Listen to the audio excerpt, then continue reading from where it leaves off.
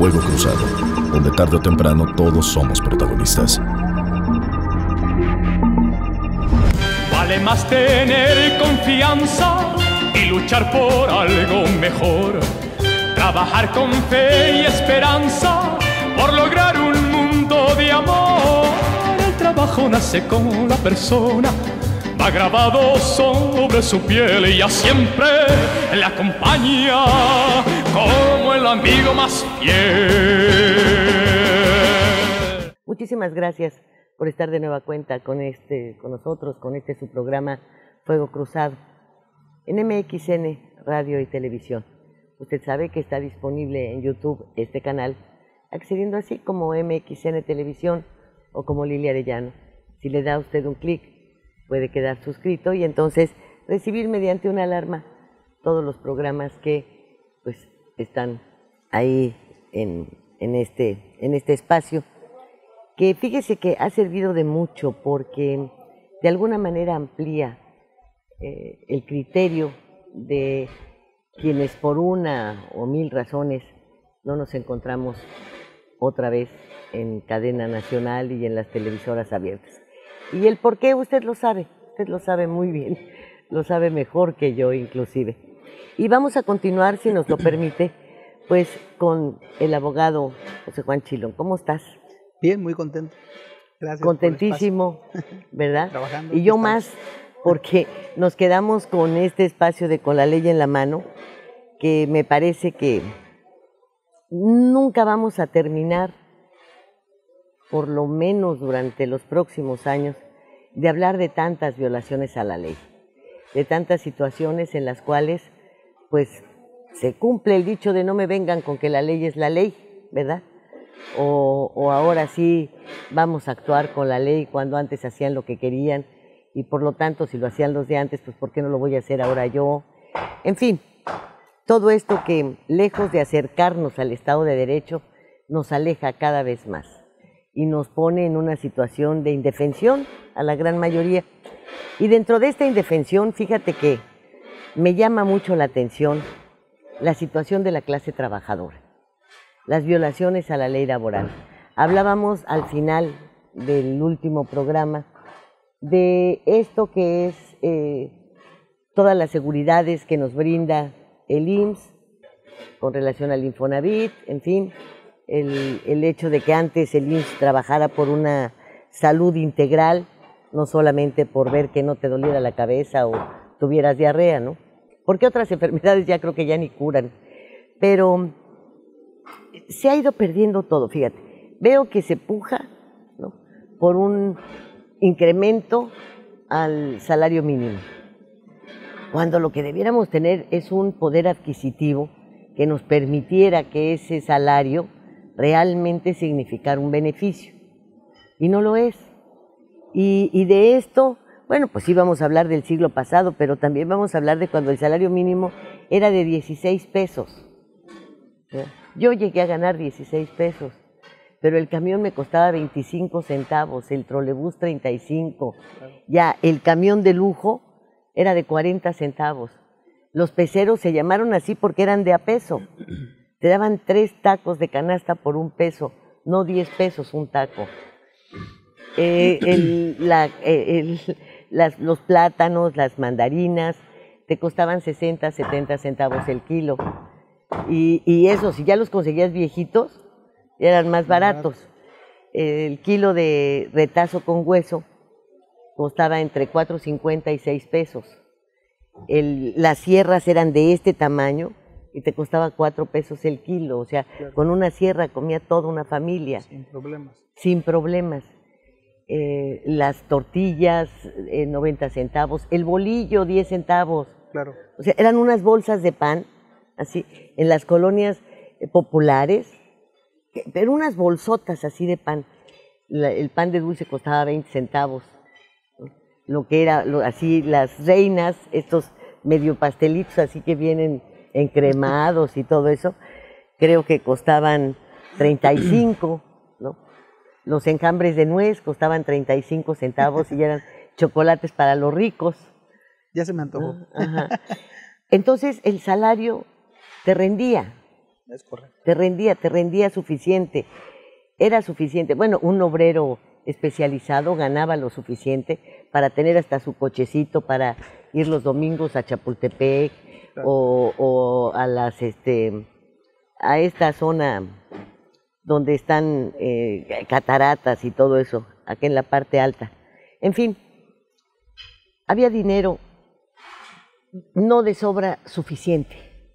Teníamos pobreza, pero no esta miseria, porque la gente era pobre, pero tenía para su autoconsumo, su chile, su jitomate, su frijol, su maíz, y ahora no hay ni para eso. O sea, es una pobreza absoluta. Don Fidel Velázquez tenía en sus manos un poder importante y sabía cómo hacer uso de él. No era capaz de llevar a la clase trabajadora a una huelga inútil, a movimientos Pero hoy yo veo a los sindicatos adormilados. O sea, ni pelean por un poder adquisitivo mejor, ni pelean por la matanza que hay de trabajadores. Y bueno, ¿qué me dices aquí?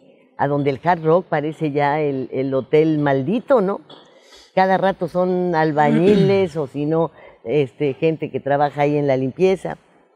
Encontramos fosas clandestinas y yo no veo a los sindicatos exigiéndole a la autoridad ni el mayor poder adquisitivo, ni están metidos en este pacto en el que pudieran ser, ahora para la inflación, en el que pudieran ser supervisores de este absurdo cumplimiento, en donde exigieran no es posible que abran las fronteras sin sanidad, sin nada, y a toda la clase trabajadora que ya no tenemos ni siquiera un servicio de salud correcto, nos hundan de esta manera. Yo veo a los sindicatos muy tranquilos, a las centrales obreras, a la CROC, a la CTM, a los independientes, agachados, agachados. Hay una razón, Lili. Creo que haces un análisis completo de la historia de los derechos laborales de nuestro país desde 1936, cuando se creó la Ley Federal del Trabajo. Creo que es importante no olvidar el origen de estos derechos laborales que se han perdido o que se han violentado. Y esta falta de lucha de liderazgo que hoy es una realidad que mencionas, a la luz de varias reformas laborales que se impulsaron por parte de los patrones y empresarios que sí pudieron financiar a diputados federales y que fueron colocados en el Poder Legislativo para legislar a favor del capital. No hay que olvidar que el procedimiento de crecimiento económico depende del capital y la mano de obra.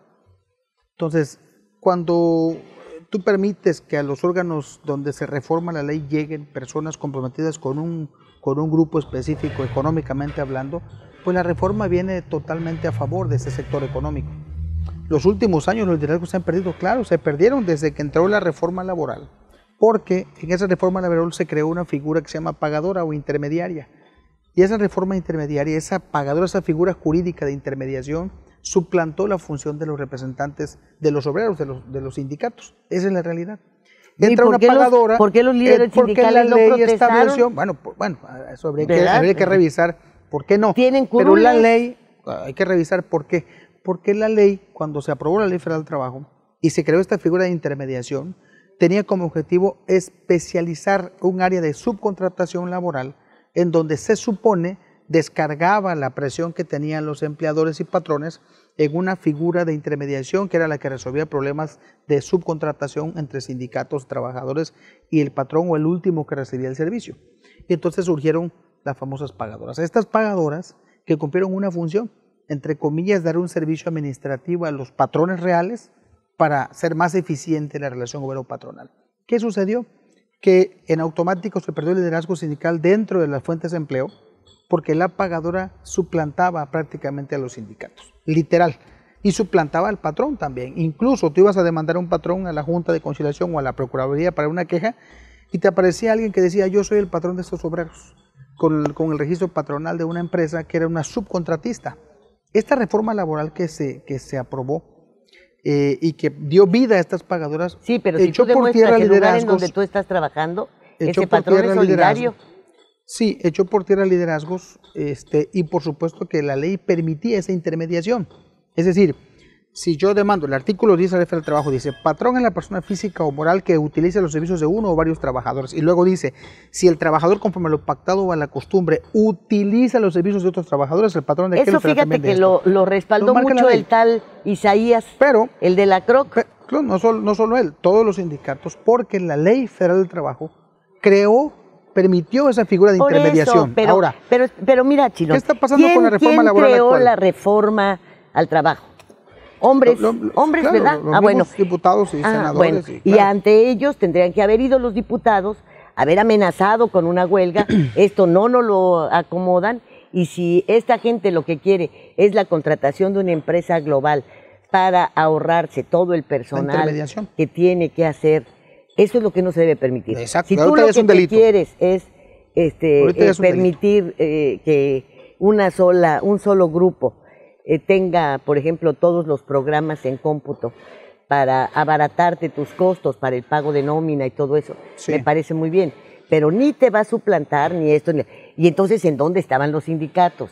¿En dónde están los sindicatos? Vuelvo a lo mismo, que no se quejan ahora de que sus trabajadores están siendo amenazados por el narco. Cierto, porque la misma reforma, Lilia, provocó que los sindicatos fueran literalmente expulsados de las fuentes de empleo. Ahora resulta que el mal era un mal necesario, ahora resulta que los sindicatos a los cuales descalificaron siempre como corruptos, retrógradas y abusivos, ahora son necesarios en las fuentes de empleo porque lo que suplantó al sindicalismo fue la delincuencia organizada. Ahora resulta que llegan a las fuentes de empleo a ejecutar trabajadores porque no hay una autoridad de por medio, ni una organización firme, fuerte, que defienda a la clase trabajadora. No hay movimientos, no hay huelgas, no hay manifestaciones, no hay marchas, porque ahora marchar en la calle es un delito y te encarcelan por eso. Vaya, una serie de reformas que se los debemos agradecer a los partidos que han estado en la legislatura. ¿Y aquí a qué clase de diputados o personas se eligieron para que estén en el poder el tal legislativo? Isaías tiene la cola tan larga. Ahora, y todos estos líderes de los sindicatos tenían la cola tan larga. Seguimos pegándole a esa clase obrera que hoy estamos descalificando porque no está defendiendo a su clase trabajadora. Y ojo, le seguimos pegando a esos liderazgos que en su momento fueron los que lucharon por esa clase obrera y que lograron que hubiera una ley federal del trabajo que estableciera derechos fundamentales que hoy son derechos humanos y laborales. ¿Qué ha pasado con ello? Han perdido espacios políticos, fueron replegados prácticamente en materia electoral y política y fueron suplantados por personas que fueron afines a los intereses del capital del sector empresarial. Y hubo una reforma laboral prácticamente a favor de la clase empresarial que implementó esta pagadora intermediaria entre el patrón y el trabajador. De manera tal que cuando tú colocas un muro entre el liderazgo de los trabajadores que defendía derechos laborales y el patrón, entonces el sindicalismo tuvo que sujetarse a la reforma laboral, so pena de perder el registro sindical, y así estamos ahorita. Esta reforma laboral que está implementándose, que es nuevecita, que no tiene más que un año que se implementó en Quintana Roo, por ejemplo, ya dio como resultados que los juzgados laborales estén saturados. Te están radicando citas, te decía el programa anterior, para marzo del próximo año. Es decir, una cita para una demanda, para un juicio, para un procedimiento contra un empleador que violó los derechos de un trabajador. Los centros federales de conciliación federal y estatal están saturados. Ahora no resuelven, no concilian. Se salva la Procuraduría de Defensa del Trabajo, tengo que reconocerlo, que están luchando ahí, porque todavía la ley federal del trabajo lo permite, de acuerdo con el 580, que esta autoridad pueda conciliar todavía. Entonces, no, yo creo que descalificar de facto la lucha obrera en su momento, que fue prácticamente detenida con la reforma laboral anterior y luego ahora intentan prácticamente desaparecerla, porque con esta nueva ley ya te permite tener en una fuente de empleo 3 o 4 sindicatos, lo cual va a provocar seguramente choques entre los trabajadores para pulverizar el liderazgo sindical. Entonces, ¿cómo encabezar una lucha, una manifestación, una defensa de una fuente de empleo de los trabajadores si está pulverizado el liderazgo? Entonces, esa es la realidad que la misma ley provoca. El origen de muchos problemas de nuestra sociedad está en la ley que publican los diputados o senadores. ¿Cómo aplican esa ley? Y en la autoridad que es corrupta. Ahí está el caso de un trabajador. Que volteemos a ver a quienes estamos seleccionando como diputados. Si seguimos seleccionando a todos estos ignorantes, o pagados, o dispuestos a lo que sea, porque yo he sostenido muchas veces, no nos hace daño un taquero en la Cámara de Diputados, No, pues porque además, hay independientemente millones de su oficio, de taqueros. pues es un derecho. lo que nos hace daño es que ese taquero nos se pare en la tribuna y pelee un subsidio para las tortillas y hable de que este país vive del taco. El problema es que desde que ese es el problema. Lilia, el problema no es tener una sexoservidora desde que se y que diga yo soy piruja. Lilia, ¿y qué? Desde que se prostituyó el tema electoral, desde que para ser candidatos te están cobrando 3 millones de pesos para hacerte una promoción o para participar en un proceso electoral, o te piden unos 5 millones para una candidatura, desde que el proceso electoral ya está viciado de origen y el tema es económico, estimada, difícilmente una lucha social justa llegará a una candidatura y menos a la curul, porque le va a costar a esa persona y al grupo que lo impulsa. Y no luego, es cash, si no participas en la campaña. Dan dinero para la campaña. No te dan nada, los partidos no te dan nada. Por eso, con quien tú hagas un trato, de una u otra forma. Si tú, hay 3, 4 empresarios que te financian si el gobierno en turno, cuando llegas, ellos te van a pedir hay obligaciones con los que claro. te financian. Y te voy a decir algo, es absurdo que hoy en día, y tengo que decirlo, es absurdo que hoy en día se cuarte la libertad de financiamiento a los aspirantes y candidatos. Te voy a decir por qué creo que está mal. Porque se otorga un presupuesto impresionante para partidos políticos, para campañas, para que no haya dinero raro en las campañas, para que no existan esas aportaciones al movimiento, ¿no? ¿Qué ha pasado? Apenas ahora, ¿no? Aportaciones al movimiento que son recursos de procedencia, quién sabe de qué, pero que vienen del pueblo, y pues el pueblo es narco y el narco es pueblo, etcétera. Entonces no sabemos de dónde venga. El tema es ese. Bueno, si tenemos dudas de dónde viene el presupuesto para un candidato, entonces liberémoslo como en Estados Unidos o en otros países donde, bueno, el que tenga más recursos para competir, pues que vaya a la campaña y que compita libremente con el recurso que sea y que cuando llegue al poder entonces cumpla con su obligación con la gente. En general, no tenemos representantes populares en las cámaras, Lilia. Tenemos gente allí que representa los intereses de aquellos que lo pusieron en la candidatura y que financiaron sus campañas. Entonces, ¿cuándo van a pensar realmente en el sector? Eso es algo que yo no me explico. Fíjate. Esa es la triste realidad. ¿Qué ganas de pegarle al trabajador? Por todos lados. Es la gente que menos tiene. Por todos ¿Qué ganas lados. de estarle hurgando ahí a los 10,000, a los 20,000, a los 50,000 pesitos? Digo, ¿por qué ensañarse, pues, con la gente que más necesita? Acaban de bajar el tema fiscal, con la reforma fiscal, para que todos paguen impuestos, y la propuesta del gobierno federal es una tasa única de pagos de impuestos a todos los mexicanos, sin importar que tengas o no tengas ingresos. Ese es el objetivo ahorita de esta reforma. Acaban de plantear la reforma electoral para desaparecer el INE, ¿no? Digo, entonces, es una serie de reformas que más allá de la idea, yo creo que alguien trae sueños ahí. Vamos a suponer que se haga una reforma al INE, porque el INE es perfectible. Claro. En donde se pudieran tomar reunión. Esa reforma no debería entrar en el siguiente proceso. No debería. Porque nunca han sido así las reformas en ninguna materia, salvo en la penal y eso que de inmediato se dice. No debería. Que puede ser utilizado retroactiva, si no son se en tu beneficio. Se hace retroactiva si es en tu beneficio. Es correcto, en si es tu en contra beneficio. No, así es. Correcto. Bueno, pero es la única, pero todas las demás siempre se han hecho para la siguiente elección, para quitarle ese sello de que sean hechas a modo. Sí. Ahora les vale. Ahora no me importa si crees que es a modo, así la quiero, ¿no? Y volviendo al terreno de lo laboral, llama la atención, este fin de semana, el fin de semana anterior, pues, hubo desde el viernes muchas actividades en la Ciudad de México. Sí. El viernes se presentó Joan Manuel Serrat, el sábado hubo desfile de pan y circo, de alebrijes, el domingo de estos zombies, ¿no? Que vinieron a sustituir a nuestras hermosas Catrinas. Hubo una banda de alto poder de la Marina, alto no sé qué, con 200 bailarines, los globos aerostáticos, todo el circo.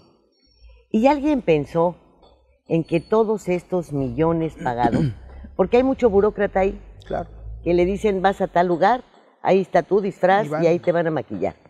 Y el de los disfraces gana y el que hace los maquillajes gana. Claro. Y son millones de pesos. Bueno, otros si no vas ya sabes que no solamente se te descuentan 3 días, sino a lo mejor hasta la chamba pierdes. Y otros son desempleados, chavos desempleados dispuestos a por un quinientón irse a disfrazar. Bueno, con el rey del cash ahí dicen que también el 10% del sueldo es obligatorio, ¿no? También, Entonces, se lo facto, denunciaron, ¿no? Y si a la no vas, Delfina. pues, también Bueno, es normal. y alguien se percató de esto que tú dices, tasados todos. ¿Sí? El gobierno de la Ciudad de México se supone que compra un seguro para los usuarios del transporte, de los transportes públicos que dependen del gobierno, el metro, Sí. el del cablebús, el del metrobús, los camiones. A los taxistas se les exige un seguro Sí. para pasajeros. Bueno, pero este seguro tiene un monto. Las personas que iban en la línea 12 del metro, unos eran jefes de familia, Sí. dejaron 3 hijos huérfanos, o 2, o 5, una esposa, tal vez hasta una concubina con otro hijo. Iban madres solteras, que también dejaron pues con la Claro. abuela, 2 niños o 3. ¿Te parece que el seguro tendría que haber sido parejo? El pago de la aseguradora tal vez sí, hay una tasa, es una empresa, pero el gobierno no debió haberse dado ese lujo. Debió haber visto caso por caso para saber cómo garantizar la vida, la existencia de los sobrevivientes de esa tragedia Claro. y de todos aquellos que van a tener, que no están trabajando, que no les dan incapacidad porque no tenían seguro social y que tampoco reciben ingresos. Pero la señora dejó en manos de la señora esta fiscal, ¿verdad? Toda la operación y se sale. Y digo yo, ¿y quiere ser presidente y así nos va a hacer? A la hora que haya una conflagración de Pemex como las que hay cada semana, ¿verdad? Sí. ¿Qué? Si no se ocupan actualmente de todos estos huérfanos que ha dejado la pandemia, de todos estos huérfanos que ha dejado el crimen organizado, son millones de niños huérfanos. Y hay una ley que protege ese tipo de derechos. La Ley Federal del Trabajo contempla ese tipo de beneficios para los mexicanos. Si un familiar tiene seguro social, si el papá tiene seguro social, puede cubrir a los hijos y a la esposa y a su papá y a su mamá también, a sus padres, a los abuelos. Esa es una de las bondades del seguro social, de la Ley de Seguro Social, de los derechos laborales que están plasmados en la Constitución, pero no los hacen valer. La falta de conocimiento provoca eso también, Elia. Es decir, estas personas que estaban allí en el accidente, si iban a trabajar, les asiste el derecho a ser indemnizados. A ver, tú hay muchos derechos estás en la ley. gastando en todo esto. Estás- Te sientas a ver caso por caso. Marca Y en tu como caso, debe ser. ajá, Debe ser. tú, Eres beneficiario tu del Seguro papá Social. falleció ahí, es Ajá. beneficiario del Seguro Social, Te vas a asiste un tener derecho de una pensión. un derecho, una Claro, pensión, claro, qué tal y tal. Nada claro. más que dejaste 3 hijos de 3, 4 y 5 ¿Le años. corresponde una pensión también? Que no te va a alcanzar, hombre, no es el 100%, Depende no te va a alcanzar. Entonces, tú le puedes decir perfectamente a la viuda, el Estado se va a encargar de las becas de esos niños y lo otro es para que coman. Ah, Esos bueno, son programas a eso sociales. es a lo que voy. Pero esos son programas sociales. Yo he hablado de un Para derecho eso es constitucional. para lo que sirven los mentados 20,000 millones que dice De la programas Torita, sociales. ¿verdad? Sí. Que no tiene ni siquiera la más remota idea de lo que son 20,000 millones. Sí, no tiene idea. Y dice que son para los programas de bienestar de Guerrero. No ¿De puede dónde ser. los va a sacar? Pues nomás que los saque de la amapola. Porque de impuestos está canijo en un lugar a Donde donde no hay Acapulco ingresos. ya no es Acapulco. No, ya no.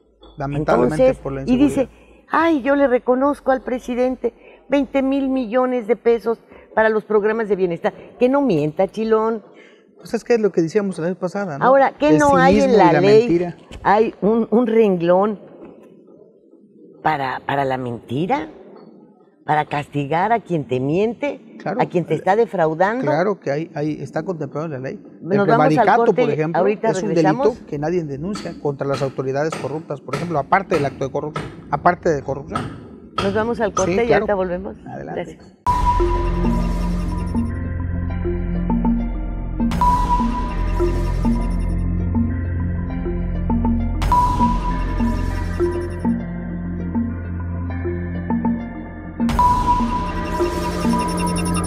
Fuego Cruzado, donde tarde o temprano todos somos protagonistas. Y en esta esquina, Entusiasmo, entrega, responsabilidad. apoyo al deporte y un gran compromiso informativo, porque los logros van de la mano con el servir a la gente. Kekegi.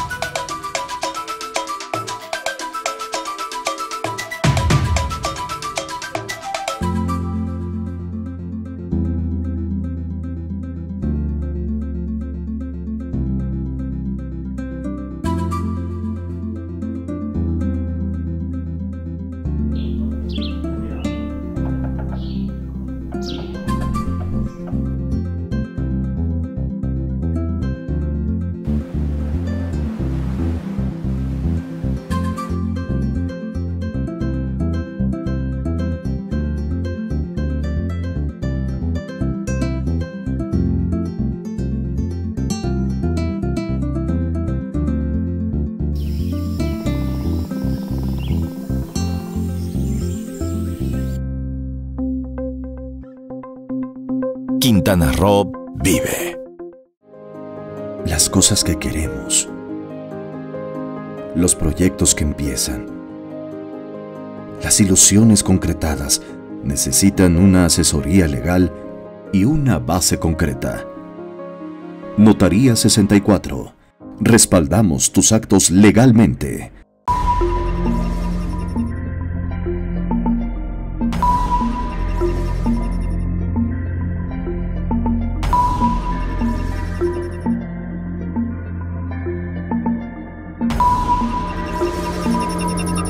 Fuego Cruzado, donde tarde o temprano todos somos protagonistas. Pues nos quedamos con el prevaricar. Es un delito, el prevaricato es un delito que comete un servidor público, específicamente un juez, a la hora de impartir justicia. Y es un delito que tiene como objetivo castigar al impartidor de justicia que viola los derechos de una víctima o de un imputado en el proceso penal. Hoy le llaman, algunos denuncian fraude procesal, pero eso es parte de un procedimiento. El prevaricato es cuando un juez específicamente sabe que está violando la ley, sabe que está violando derechos y aún así sentencia en contra de la víctima o en contra del imputado, violando la ley, violando los derechos.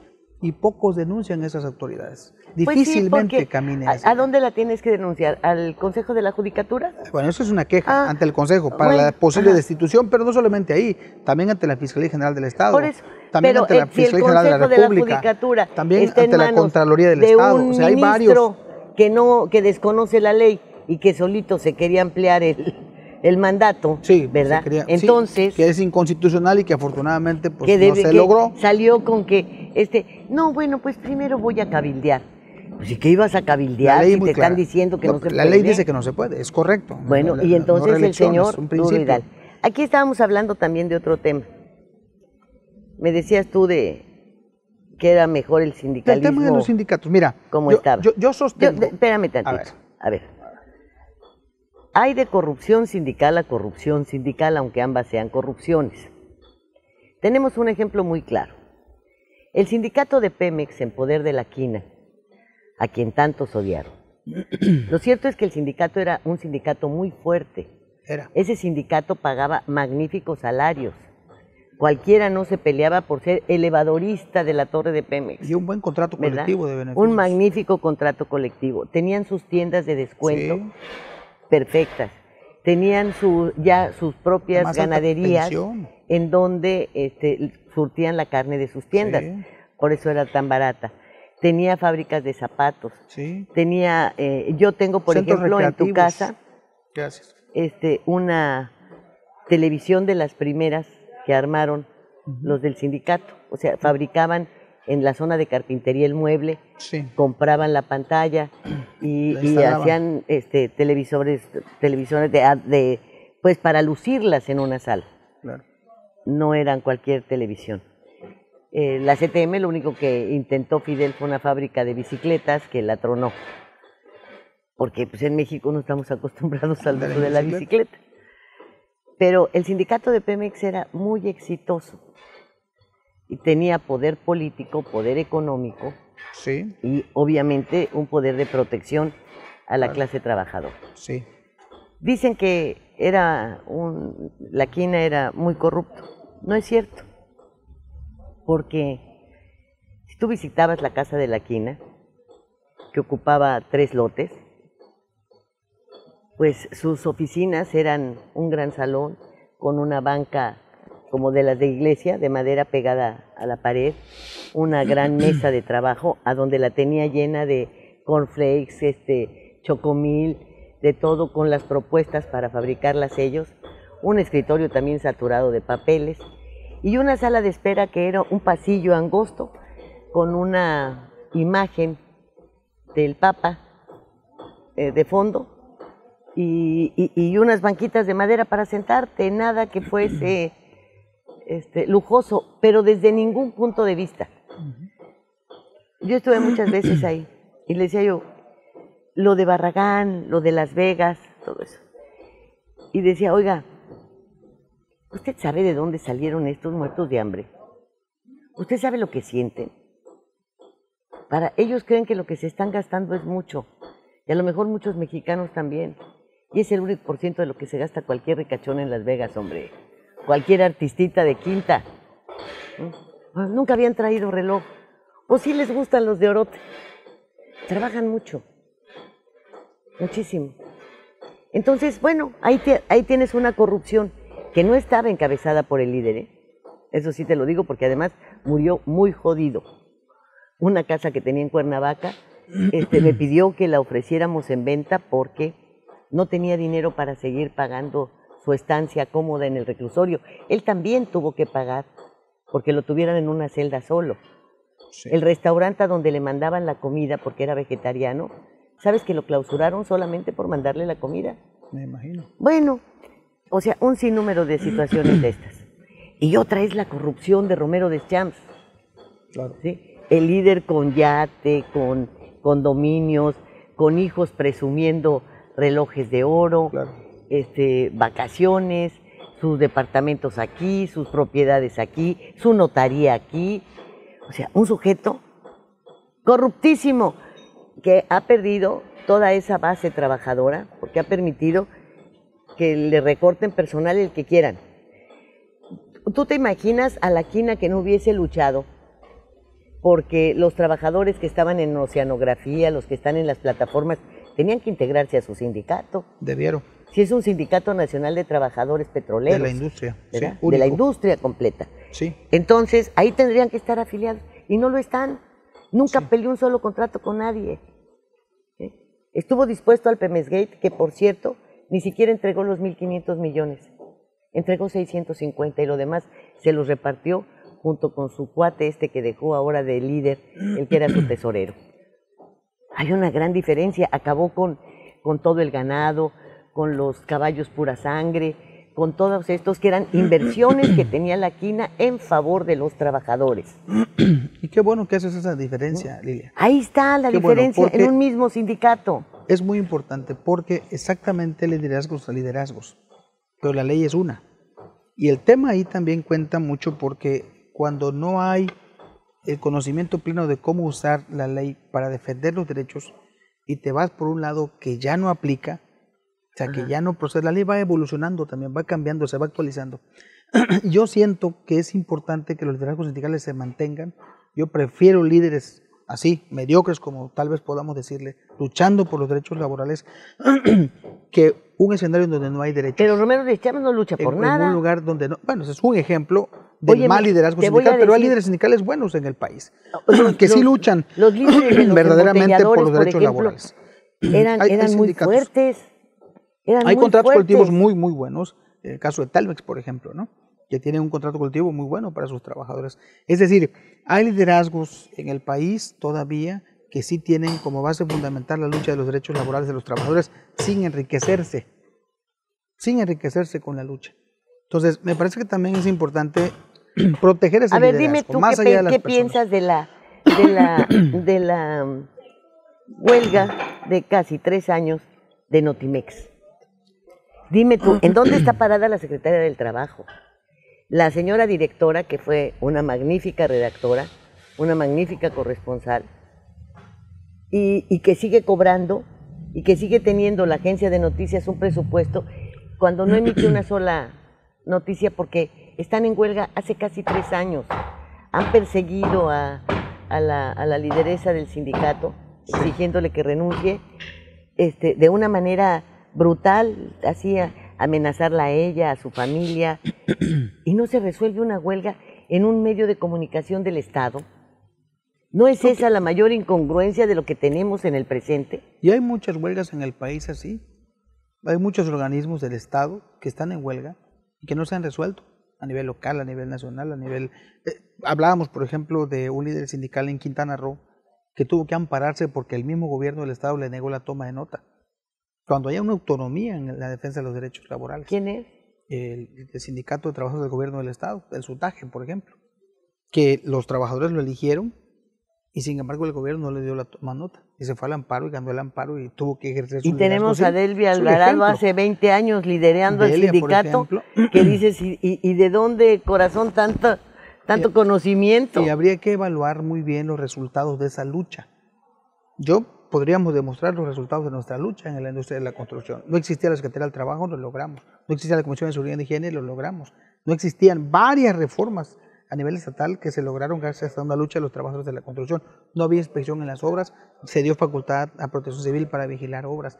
No existía el tema de la asistencia sanitaria en COFEPRIS para los trabajadores, se logró, etcétera. Hay un sinfín de reformas o de luchas que se lograron a pesar de que la ley en Quintana Roo no se aplicaba al 100%. Te hablo del 2005 a la fecha. O sea, hay liderazgos que sí han dado resultados y otros que son para mantener el nivel, el status quo de esa organización. Hablando de los sindicatos de los ayuntamientos, donde el objetivo es la gobernabilidad de los trabajadores, no que crezcan los beneficios de esa clase trabajadora. No, ni tampoco que crezca la plantilla. Han dejado... No, por supuesto que no, no conviene. Que les corrieran a todos los de parques y jardines. ¿Verdad? Con la figura de empleados de confianza. Que les curiosamente con la contratación de empresas, ¿no? Claro, también los del servicio de limpia. La entrega de la paramunicipal, ¿no? Que es una facultad municipal que se le dio a los ayuntamientos para la recoja de basura y que se pueda subcontratar o concesionar la recoja de basura. Y no solamente la recoja de basura, también el mantenimiento de las luminarias público, que se concesiona en empresa privada, en fin. Pero esas son facultades que el ayuntamiento tiene. Por eso, ¿no? Pero son facultades que debieran de derogársele. Que si hubiese un buen sindicato, le dice, a ver, los derechos ¿me de los los quieres pasar? Bueno, pues los vas a pasar a todos, no me van a cobrar bajo un nuevo contrato colectivo de trabajo. Y el contrato lo voy a firmar yo. Claro, con la empresa. Claro. Pero nada. Es que vuelvo a repetir, las reformas que han planteado los diputados federales, el origen de todo este problema es qué tipo de legisladores tenemos. con qué capacidad, con qué preparación llegan. Hoy tenemos legisladores que están de tapete, no hacen nada más que recibir la línea con todo y errores de ortografía y así la aprueban la ley. O sea, es impresionante, ni siquiera la leen para decir, oye, pues que cámbiale por lo menos el tipo de letra, ¿no? Van así nada más y aprobado. Entonces es tremendo. Ya vivimos esto en el pasado, cuando también nada más era levantar la mano y aprobar lo que diga, sí, señor presidente. Así estamos ahorita, esta legislatura, y estas reformas que todavía vienen en materia fiscal, en materia laboral, en materia de seguridad pública, en materia de amparo, no, en materia penal, esto se va a poner todavía más interesante y lamentable, porque no tenemos en el corto plazo una organización que compita contra esta estructura electoral que ha crecido mucho y que tal pareciera que traen una sola agenda, una sola, no la de los mexicanos, y que están imponiéndola en todos los estados y a nivel nacional. Ahí vemos al secretario de Gobernación dando línea en la máxima tribuna de los congresos estatales. ¿Cuándo había visto eso? Que el secretario de Gobernación hombre, asuma pegándonos un susto con lo de que un militar puede llegar a la presidencia. Bueno, ya lo están diciendo. Sí. Ya lo están preparando, que un militar presidente, y lo decíamos la vez pasada, imagínate un secretario, un ministro militar, ¿no? Por ejemplo, ahora ya se fueron más un para arriba. magistrado militar, y al rato pues tendremos todo militarizado, ¿no? Y con todo respeto a los militares, porque mi respeto es para su esfuerzo, pero ellos tienen, dijimos la vez pasada, y lo dice la ley, una función, la defensa de la soberanía de nuestro país. Ahora, ¿qué nos toca hacer como ciudadanos? Leer, informarnos, capacitarnos, claro, y a veces estar de acuerdo hasta con quienes nos caen mal. Pues sí. A mí me cae mal, por ejemplo, Diego Fernández de Ceballos, y te voy a decir por qué.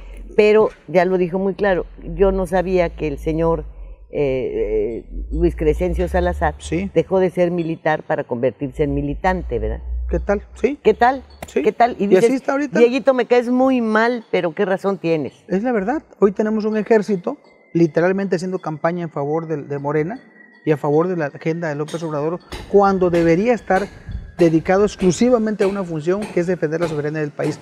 Una institución 100% institucional, que no esté al vaivén de los escenarios electorales o a los caprichos de un presidente en turno, que va a salir en 2 años. Que eso es falta de visión de Estado también. Eso siempre estuvo fuera de la visión de los militares. Ellos estaban, por eso estuvieron con los panistas, porque estaban con el pueblo de México. Con el país, con la soberanía de la nación. Mientras estos señores no dañaran al pueblo, a su soberanía, le declararan una guerra a otro país, el ejército nada por se el mantuvo estilo, ahí estabas.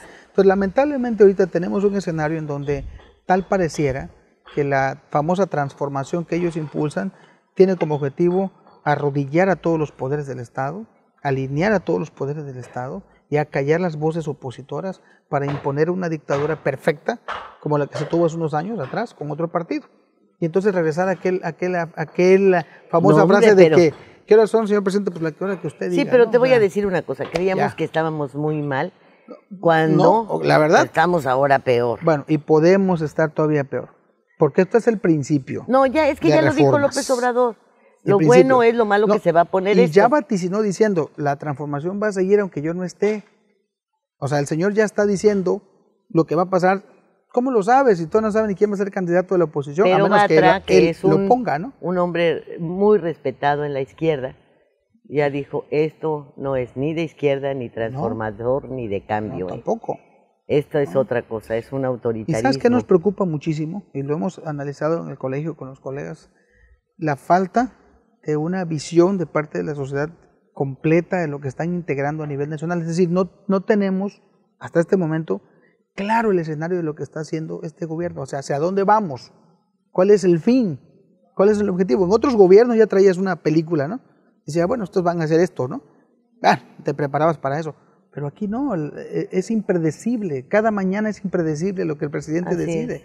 Y eso es lo más grave para todos los mexicanos, de no saber la agenda que nos van a recetar el día de mañana, o hoy mismo en la tarde. Y con estas reformas dejan abierta la posibilidad de que el presidente haga lo que quiera con nuestros derechos fundamentales, con nuestro dinero, ¿no? Porque ahora pues ya en el ramo 33, por ejemplo, como no se ejerce, se va a la bolsa del presidente.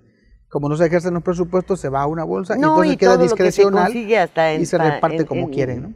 Lo que consiguen ahí en el instituto para robarle al pueblo lo robado, bueno, el instituto Chucho el Roto, Impresionante, ¿no? Ya les robaron también, ¿no? Por cierto. Ya también. O sea, ya hay una denuncia ahí de robo, ¿no?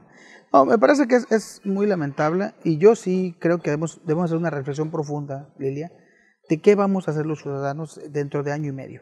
Ya estamos en el proceso interno de elección de candidatos a nivel nacional, ya hay aspirantes a la presidencia de la República recorriendo el país, violando la ley, violando los derechos, violando la equidad, violando todo, pintando bardas por todo. Es impresionante cuántas bardas hay dinero pintadas de todos lados. ¿Quién sabe presionando al sector empresarial para que se arrodillen también y puedan financiar estas campañas. No, pues ya ves que ya se están haciendo del dinero de los braceros, hombre. Bueno, sí, ese es Esas uno. son las cuentas. Y el del Fondo de Ahorro para el Retiro.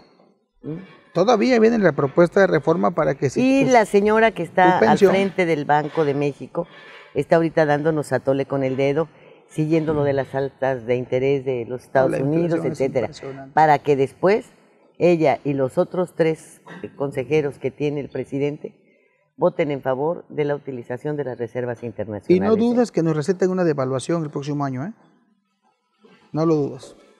Que en una de esas va a estar impresionante. Pero bueno, lamentablemente ese es el pueblo, el gobierno que eligió el pueblo y hay que pagar el costo de esa decisión. Que eligieron 30 millones porque otros 40 no votaron. Sí, bueno, también la omisión nos tiene en este escenario. Y habrá ¿no? que, bueno, no 40, como... Porque los 120 millones de mexicanos. No, sí, pero el padrón electoral era de 90. Ah, es correcto. Y son 30, y luego los que votaron por otros partidos, etc. Yo tengo mucha confianza en los abstencionistas. Ojalá. Como son el número mayor, si salen a votar, se nos acaba esta pesadilla. Yo esperaría que los ciudadanos evaluemos bien cómo estamos ahorita, hacia dónde vamos, y que puedan realmente participar, porque el abstencionismo nos ha pegado mucho, y se ha promovido el abstencionismo, ¿eh? Claro. Se promueve. ¿Cómo se promueve?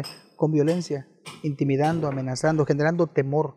No vayas a votar porque se va a una balacera. Entonces, pues a ver, ve la gente lo no que participa está ahora saliendo de lo hackeado de Guacamaya, es una total violación de todas las leyes. Impresionante. De todas. Si los Estados Unidos habían dicho que el 30% de nuestro territorio estaba dominado por la mafia, lo que ellos han capturado de la investigación de los servicios de inteligencia de la Sedena, no, el 30% es lo que está libre de la delincuencia, es más del 70% en poder de la delincuencia. Ya con eso tenemos... Lo decías el otro día, ¿no? Hay que ver quién gobierna este país, si los militares o el presidente. Entonces, o la mafia, como tú decías. O en este caso el el crimen organizado, que es lamentable y que no podamos hacer nada y que no podamos acudir a ningún lado, porque resulta que si te vas a quejar con la autoridad, pues también está coludida.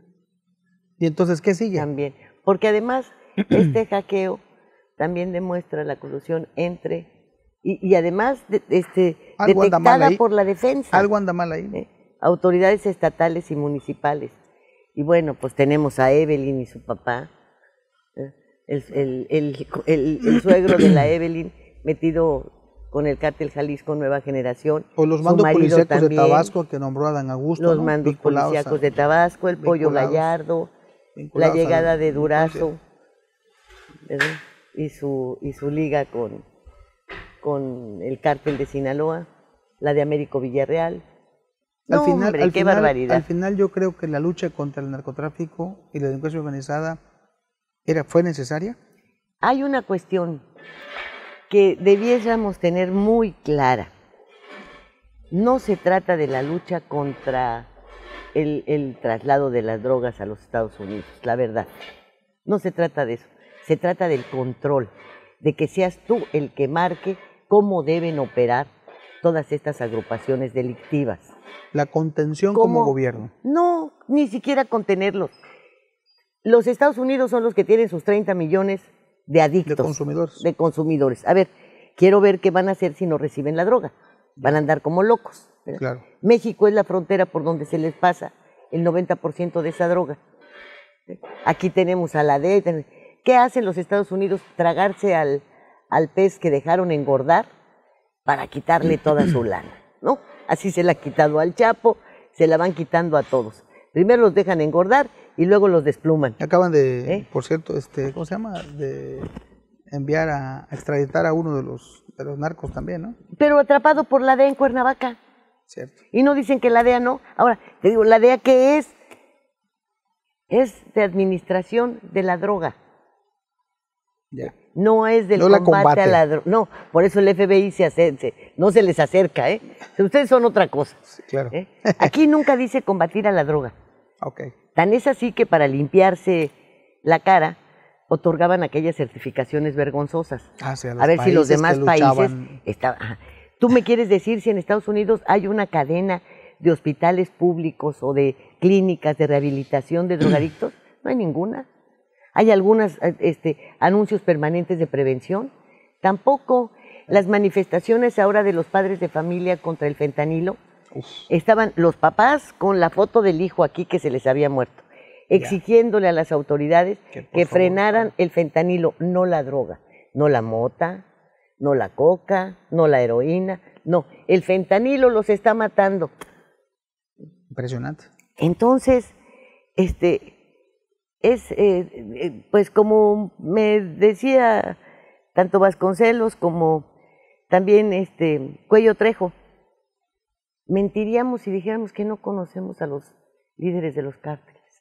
Claro que los conocemos, claro que hemos hablado con ellos y claro que se les fijaron reglas.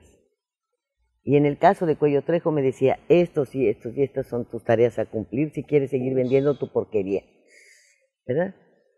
Pero si te sales de esto, te agarro. Había una contención, había un control. Había un control real. O sea, estás diciendo que en este gobierno de plano no hay... No controlan a puedes nadie. extorsionar, Ni ellos mismos. nada de que vendas piso, ni de que trafiques con trata. Lo tuyo es vender tu porquería. Había una autoridad. La vendes. El último gobernador setemista que tuvo Sinaloa, cuando yo lo voy a entrevistar, me dice, pues fíjese que yo he inaugurado escuelas que no construí, caminos que no hice, pero resulta que cuando yo llego aquí, vinieron unos fulanos a decirme que ellos eran los de la siembra de marihuana y tenían no sé qué, y les dije, no, yo no hablo con ustedes, a mí tráiganme a sus jefes. Si llegaron unos gringos que yo ni sé si eran sus jefes o no. No puede ser. Pero lo único que les dije es que un cigarro aquí no me vendían. De película. Aquí en el estado yo no quería ver un solo gramo de su porquería, que la sacaran todas y la tenían vendida, y si no, que se fueran junto con ella. Y dinero ni para los policías ni para nadie, porque no se iban a meter con ellos. Entonces, yo la verdad nunca tuve problema. Aquí nunca vendieron. En mi estado nunca se vendió droga. Que la sacaban toda, la sacaban toda, ajá. Y de repente mi secretario me decía, oiga, tenemos estas y estas inauguraciones. ¿Y cuándo construimos eso? No, usted no las construyó, fueron sus amigos. Ah, bueno, vamos. ¿Qué tal? No puede ser. No, sí es. Pero ese es el control. Bueno, sí, o sea, esa es la droga que mandaban a Vietnam, que mandaban a que consumían en Estados Unidos. Y bueno, mientras no me envenenen a los míos, es el tiempo en el que lo que teníamos de drogadicción eran los chamacos que olían cemento, hombre. Y los levantaba la policía y les daba una catiza y les quitaba las ganas. Se respira ingobernabilidad en nuestro país. Totalmente. En todos lados. El temor, la angustia, la ansiedad, la incertidumbre, la preocupación. Es impresionante. No hay gobierno. Pareciera que pues no hay. Con estas historias nos vamos, ¿no? Pues... ¿Qué te puedo decir? Sí, porque hay gracias muchas. Por el espacio. No, la verdad es que hay muchos temas que tocar, pero me quedo con la reflexión que debemos hacer todos de seguir luchando, de no bajar la guardia y que de una u otra forma debemos recuperar ciertos liderazgos que eran necesarios para contener esta ingobernabilidad. Por eso había orden, había estructuras, había sectores, por eso estaba dividido el poder, se repartía en varios sectores de la sociedad, no estaba de gratis. Hoy cuando revuelves todo, cuando ya no hay sectores que contengan, ingobernable. Es ingobernabilidad. Entonces le pegas a estructuras. 4 sindicatos en una empresa. A ver, ahora ya no se vale. Tiene que ser física la votación, ¿no? Claro, y bajo una urna transparente de los trabajadores para que haya una votación. 1,5 millones de los que comprenden el CENTE. No, pues es absurdo. Junta materialmente, a los 200,000 que le quedaron a Pemex. 130 contratos en obras chiquitas donde hay 15 trabajadores. Y en espera de que el Centro Federal diga, bueno, vamos a hacer una asamblea con 15 trabajadores en una obra que dura 3 meses la obra, 3 meses, y te radican la cita para 6 meses y cuando llega resulta que ya la obra ya ni existe porque ya la viven, ya no hay obreros ahí. es absurdo, ¿no? A veces se nos olvida que los legisladores deben ser personas que sí conozcan la estructura de la sociedad, que de verdad estemos representados todos, no solamente una línea. Hay que tener cuidado con los electores, con la elección cuidado. Y con los candidatos. ¿Qué tipo de poder legislativo tenemos hoy en Quintana Roo, por ejemplo? No, hombre, un legislativo local que se alinea con un aspirante que debió haber renunciado ya, porque si quiere ser presidente de la República debió renunciar ya al cargo de secretario de Gobernación y no usar al secretario de Gobernación como un trampolín electoral para arrodillar a los congresos locales y alinearlos. Y ahí tienes el Congreso de Quintana Roo de rodillas ya ante el secretario de Gobernación. Pues ahí está, ya ves que solamente le susurró ahí al oído algo a Lalito, ya ves en qué acabó. Pues lo doblaron, ¿no? Lo doblaron completito. Ahora sí que... Por eso hay que tener cuidado con los actos del pasado para que no nos avergoncemos en el futuro. Como diría el vulgar del Paco Ignacio Taibo, ¿verdad? Con lo de la dobladita. ¡Qué horror! Muchísimas gracias por el favor de su atención. Y si nos lo permite, bueno, estaremos de nueva cuenta el próximo viernes. Gracias. A la orden. Muchas gracias a ti. Buen día.